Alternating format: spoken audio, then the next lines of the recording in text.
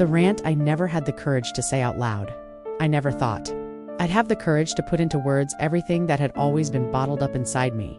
For years, I kept quiet in the face of so many situations that hurt me, that humiliated me, that made me believe I was less than anyone else. Today, sitting in front of the emptiness of my own life, I decided to open this wound, even though I know it may never truly heal. Maybe no one will ever know who I am. Maybe this outburst will be lost in the silence of the internet, but I still need to speak. I need to tell the truth of what I've experienced, because carrying this weight alone has slowly destroyed me. Since I was a child, my body has always been the butt of jokes. I remember the first times I realized there was something different about me. While my classmates ran free in the schoolyard, jumping rope and volleyball without a care in the world, I sat in the corner trying to hide my self-consciousness. Their laughter echoed, but what struck me most were the giggles when someone called me fat, a whale, or an elephant. I still remember the times I pretended not to care, but inside I cried so hard it felt like my heart was going to burst. My family never truly defended me. My mother, perhaps because she also grew up in a harsh environment, believed that calling me lazy or comparing me to other skinny girls was a way to motivate me. You need to take care of yourself, otherwise no one will ever like you. I heard these words almost every day, as if they were a warning from the future, and I believed them. I believed them so much that when I looked in the mirror, I didn't see a girl. I didn't see a daughter. I didn't see someone worthy of love. I saw only an imperfect version of myself, a mistake that needed to be corrected to be accepted. As I grew up, I carried with me this certainty that I wasn't enough. I entered adolescence already afraid of what others would think. I didn't allow myself to wear certain clothes. I avoided parties. I said I didn't like going out. But in truth, I was dying to be there. I wanted to dance. I wanted to laugh. I wanted to kiss. But the shame was greater than any desire. I hid behind excuses, and with each no, I said to myself, I locked myself a little deeper inside an invisible prison. The worst part was that when someone finally approached me, I couldn't believe it was real. A boy once told me I had beautiful eyes. I must have been about 15. Instead of smiling and thanking him, I simply remained silent, waiting for him to laugh in my face, as if it were just a cruel joke. He didn't laugh, but I couldn't believe it. I could never believe that someone could look at me and see something beyond my body. And this disbelief followed me through every relationship I tried to have afterward. In high school, I fell in love with a classmate. I would watch him from afar, making up stories in my head about what it would be like if he liked me back. I wrote letters I never had the courage to deliver, imagined conversations that never happened. Until one day, in a moment of courage mixed with desperation, I confessed my feelings to him. I remember the way he looked at me as if it were yesterday. It wasn't hate, it wasn't anger, it was pity. He smiled strangely and said, "You're nice, but you're not the kind of girl I'd date." That hurt more than any childhood nickname. I went home that day feeling like I'd never be worthy of love. In college, things didn't change much. I still carried that feeling of being invisible and, at the same time, a constant target of stares and judgment. I'd walk into a room and feel like everyone noticed my body before they even heard my voice. I tried to compensate by being smart, dedicated, and the best student. And in part, I succeeded. I graduated with excellent grades and received praise from professors. But still, deep inside, the wound remained raw. I could be recognized for my efforts, but never for what I truly desired: to be loved, to be accepted, to be chosen. It was during this period that I had my first relationship. I was already 20 and he showed up as a surprise. He said he liked me, that he found my way of thinking interesting. I believed him, even though I was scared. For the first few months, I felt like I was living a dream. Finally, someone had seen me. Finally, I wasn't just the invisible fat girl. But over time, the comments started. He'd say things like, "You're actually pretty. If you lost a little weight, you'd be perfect." Or, "Let's go out, but try not to eat too much, okay?" I pretended not to be hurt, but each word he said was like a knife. I accepted it because I believed it was the only chance I'd have of being with someone. And out of fear of losing, I endured things no one should have to endure. That relationship lasted a little over a year. I fell apart to fit his expectations, and yet, one day, he simply left me. He said he needed someone who cared more, someone who had more discipline. In that moment, I felt all my fears confirmed. I wasn't worthy of being loved the way I was. I would never be enough for anyone. I spent nights and nights crying, wondering what was so wrong with me. But deep down, I already knew the answer. The answer lay in the reflection in the mirror, in the body I carried, in the image the world insisted on rejecting. I tried to rebuild myself after that, but with each attempt, it felt like something was pulling me back. I created a mask to face the world. At work, I smiled. I pretended to be confident. I displayed competence. But when I got home, when I closed the door behind me, all that strength crumbled. I sat on the bedroom floor and cried until I had no tears left. I looked in the mirror and felt anger at my own image. Anger for not being who I wanted to be, for not having the body I dreamed of, for not being able to win the love I so desperately desired. Over time, I learned to better hide this pain. I became the funny friend, the one always willing to listen, the counselor who solved other people's problems. I put myself in this role because it was easier than showing my fragility. While everyone saw me as strong, I felt broken inside. I was a vessel held together with tape, held together by invisible patches that no one noticed, but which I felt every day. And so, the years passed. I saw my friends getting married, having children, building families, and I was left behind. I pretended to be happy for them, but inside I was consumed with envy, sadness, and loneliness. I wondered what was wrong with me, why I didn't deserve to live those same experiences. And the answer always came back: because I was never enough. Sometimes, I think about how many opportunities I've let slip away out of fear. Fear of exposing myself, fear of being rejected again, fear of hearing the same words that echoed throughout my life. And it's funny how this fear takes over everything. Because when you spend years believing you don't deserve it, you start sabotaging every chance that comes your way. And that's how it was for me. I got tired of trying, and that exhaustion turned me into a faded version of myself. Over time, my routine became increasingly silent. I went from work to home, from home to work. The few people I talked to were colleagues, and even then, the conversations were superficial. I smiled, laughed, pretended to be okay, but no one imagined that inside I was imploding. The nights were the worst. I lay in bed and stared at the ceiling, wondering if anyone would ever truly see me. I tried to convince myself that it was okay to be alone, that I didn't need anyone. But deep down, I knew it wasn't true. I wanted to be loved. I wanted to feel like I mattered. There was a moment, a few years ago, that marked my life in a way I'll never forget. It was a Friday. At work, I'd been considered for a promotion for months. I worked harder than anyone else, arriving early, leaving late, doing everything perfectly. I believed this would be my chance to finally be recognized, to prove myself capable, to show that my life wasn't just pain and rejection. I needed that promotion not just for the pay, but for what it meant to me, a personal victory, a sign that, despite everything, I was enough. That day, my boss called me into his office. I was shaking inside, nervous and anxious. I sat in my chair and he started talking about performance, about results. And then, with a forced smile, he said he'd chosen someone else for the position. Someone younger, more dynamic, someone better suited to the role. I asked, my voice breaking, what he meant by that. He looked me up and down and said, "It's just a matter of image. You're great at what you do, but we need someone who better represents the company." At that moment, I felt the ground disappear. I knew exactly what he was implying. I didn't have the right body. I didn't have the right face. I wasn't the right standard. All my effort didn't matter, because in the end, I was still just the fat one. I left that room with shaky legs. I went to the bathroom and cried quietly in a stall, trying not to make a sound so no one would hear. I felt so small, so powerless. I'd spent years building an image of competence, thinking it would protect me, and yet I'd been discarded. Not because I wasn't capable, but because I didn't fit the mold. The pain I felt that day wasn't just professional, it was existential. It was as if the whole world was telling me, "You can try, but it will never be enough." After that, my performance dropped. I felt unmotivated and tired. I started missing more classes, distancing myself from people. I became even lonelier. The few friendships I had drifted away. I was always the one who said, "I can't," when people invited me out, and over time, they stopped inviting me. I watched other people's lives on social media, smiling in photos, traveling, building stories, and there I was, trapped in my dull routine, feeling increasingly invisible. It was around this time that my health began to show signs of deterioration. I was constantly tired, lacking energy, and experiencing pain I ignored. I tried not to think about it, but my body was taking its toll on me from all the years of neglect and suffering. It was as if it was screaming, "You can't go on like this." And yet, I continued. I numbed myself with food, with TV shows, with social media. I escaped reality because it was too heavy to face, but all was not lost. There was an episode that, in a way, planted a seed within me. I was returning from work on a crowded bus, sitting by the window with my headphones on.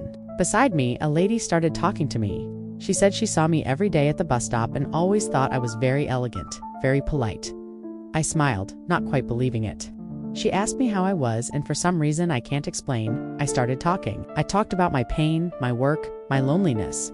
I spoke as if I were confiding in a longtime friend, and she just listened. In the end, she held my hand and said, "You are so much more than you imagine. The world is cruel, but don't let it steal your light." That broke me. I got off the bus crying. But for the first time in a long time, it wasn't a cry of despair. It was a cry of recognition. Someone had seen me. I started thinking a lot about that woman, a stranger who offered me more support than people I'd known my whole life. That made me realize how deep I was, but it also showed me that maybe there was a way out. I didn't know what, I didn't know how, but something changed inside me that day. A spark, small, almost imperceptible, but it was there. But changing after years of living in the shadows isn't easy. I was still afraid. I still sabotaged myself. Even so, I started taking small steps. I created an anonymous profile on social media to write about my feelings. I didn't put my name, I didn't put my photo, I just wrote, and, to my surprise, other people started commenting saying they identified with me, that they felt the same. I discovered there was a whole world of people experiencing similar pain, and that gave me a strange kind of comfort. I wasn't as alone as I imagined. At the same time, I still had to deal with the concrete reality of my life. Work remained difficult. My body remained tired. My self-esteem remained fragile. But that anonymous space gave me an outlet. I began to notice patterns, to understand how rejection had shaped my every choice.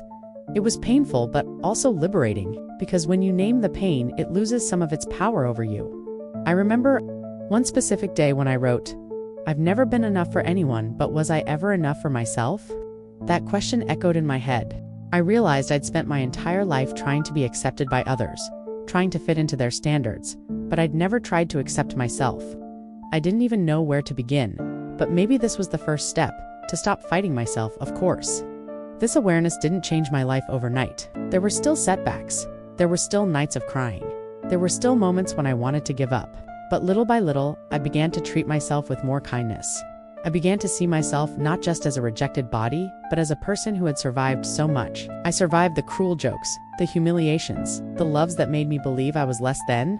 I survived, even without support, even without a lap to cry on. And maybe, just maybe, that meant something. This process isn't linear. Some days I wake up and feel good.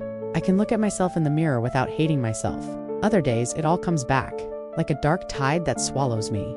But on those days, I try to remember the lady on the bus, the people who comment on my anonymous texts, the girl I was who just wanted to be loved. I try to remember that, despite everything, I'm still here. And being here is already an act of resistance. Sometimes I still wonder if someone will ever truly love me, not despite who I am, but for who I am. I don't know the answer, but I know that until that happens, I need to learn to love myself. And that for me is the greatest revolution. This is my confession.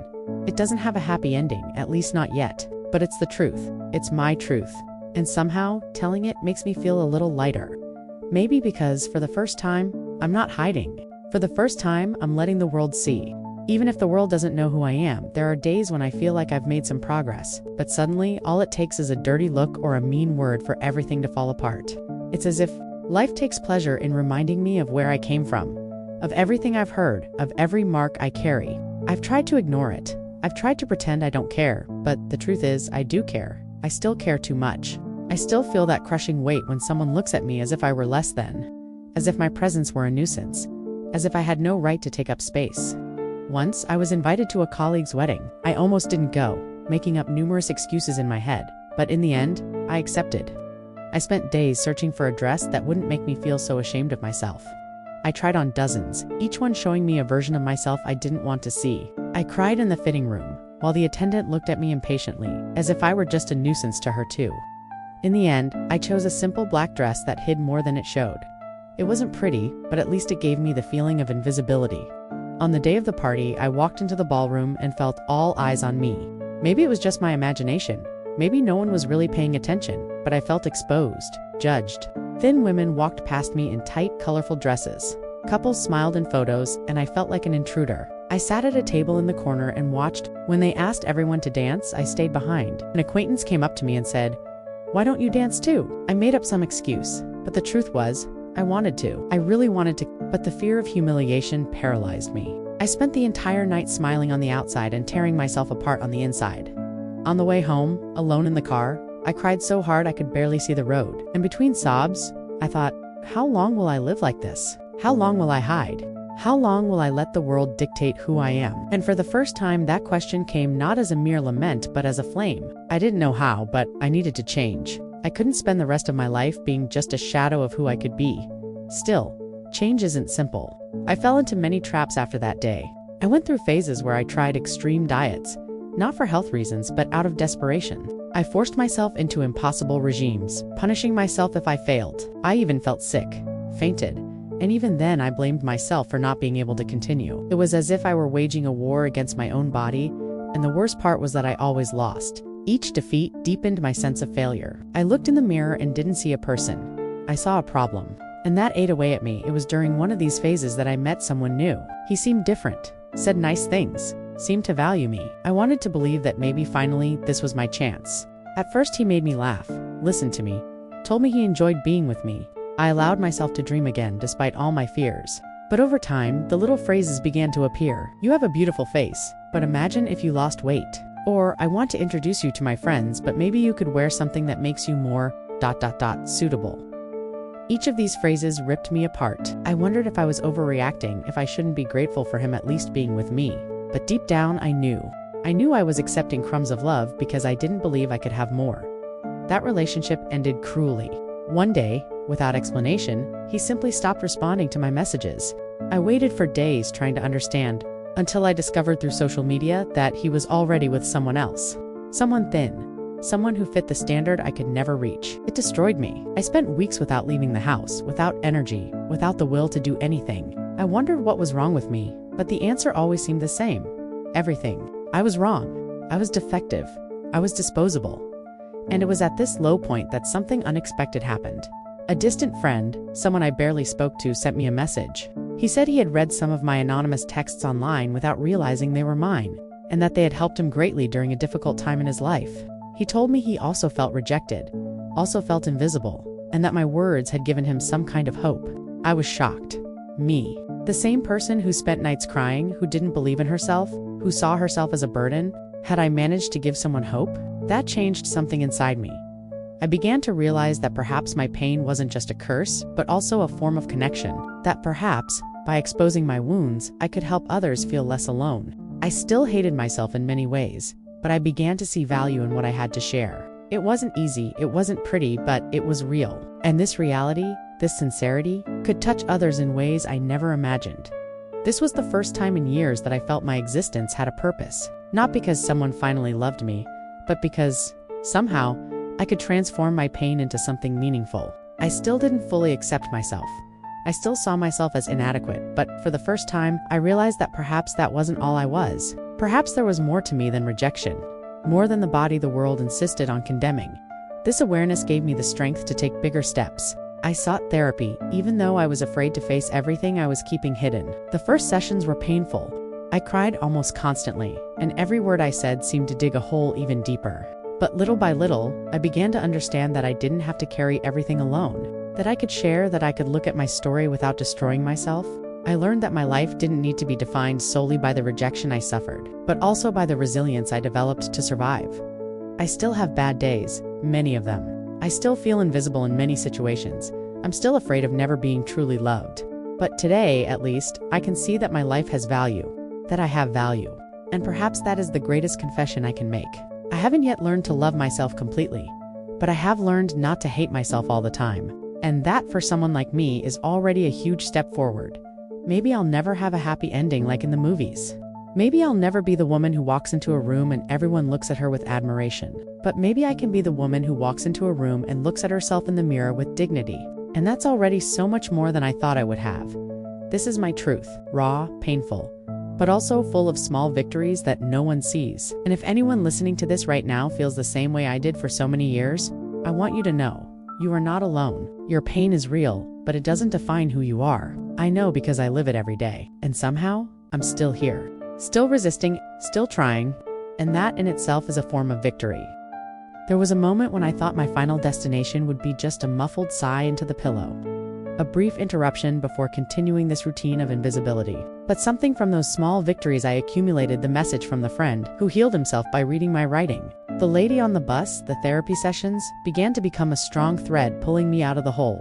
It wasn't a heroic leap or a miracle. It was a sum of small things that gradually restored my sense that I could choose another way of existing over time.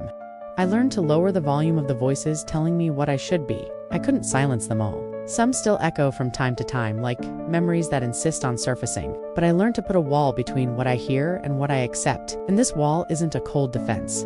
It's a decision not to let every comment, every look, every you should shape my entire self-esteem one day. I decided I needed to face what hurt the most, my family.